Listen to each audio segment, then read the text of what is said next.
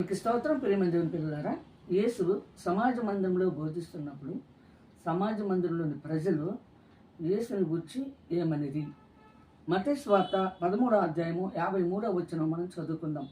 యేసు ఈ ఉపమానములు చెప్పి చాలించిన తర్వాత ఆయన అక్కడి నుండి వెళ్ళి స్వదేశమునకు వచ్చి సమాజ మందిరములలో వారికి బోధించుచుండెను. అందువలన వారు ఆశ్చర్యపడి ఈ జ్ఞానమును ఈ అద్భుతములను ఇతనికి ఎక్కడి నుండి వచ్చినవి? ఇతడు వడ్లవాని కుమారుడి కాడా? ఇతని తల్లి పేరు మరియ కాదా?